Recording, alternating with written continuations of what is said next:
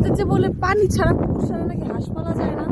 এরা থাকে ওপেন, এইখানে তো পানির অভাব, এর চারপাশেই পানি।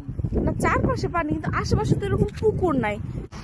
অনেক ভিতরে দেখি, আবার উড়ালো দেয়। এই যে না, অনেক দূরে না, এই যে স্কুল তার পিছনে বনভূমি, তার পিছেই এই যে ইয়া আছে পানির। ও আচ্ছা, এই পাতি হাঁস, এটা বাংলাদেশের পাতি হাঁস, কিন্তু এই পাতি হাঁস তো মনে হয় বাংলা বুঝে না। আর এই যে কৈতর এটা খাইতেছে। এটা হচ্ছে আপনার লাইব্রেরি, ব্রকহাউসে লাইব্রেরি অ্যাকচুয়ালি। আমরা এখানে আসছিলাম সেকেন্ড দিন। আমরা এখানে আসছিলাম সেকেন্ড দিন, তার পাশে স্কুল। তো স্কুল ইজি ওয়ে, বাসা থেকে বের হয়ে মেন রোডে উঠে এক রাস্তা সোজা। কি বানাও আমি এবার না এগুলো তো ছুটি গরম গরম রুটি একটা চা সবাই মিলে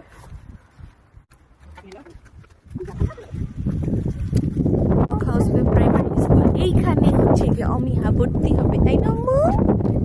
দেখো তোমার স্কুল, এটা তোমার স্কুলের খেলার মাঠ। এই খেলার মাঠে আমার কোনো কাজের জিনিস তোমার কাজের জিনিস হবে, তুমি যখন সবই এখানে তোমার কাজের থাকবা জিনিস। তোমাদের খেলাবে। এখন অ্যাক্টিভিটিসে যুক্ত হইতে হবে অনেক। এটা মেইন গেট কই? ওই দিক দিয়ে? কোনো দিকে maybe।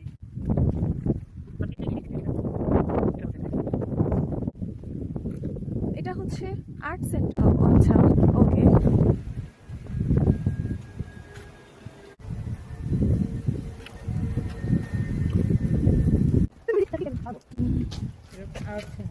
ওইদিকে হচ্ছে স্কুল, বিশাল আকার। মেইন অফিস ওইদিকে।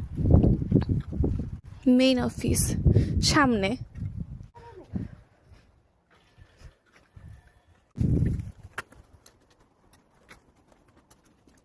এখানে আরো একটা খেলার ground.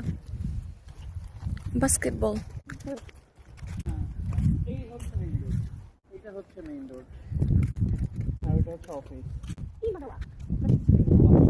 Library and market space. Market place তেফারে আকো।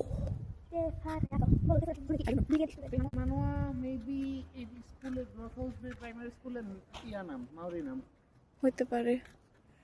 তেফারে আকো ব্লকহাউস প্রাইমারি স্কুল।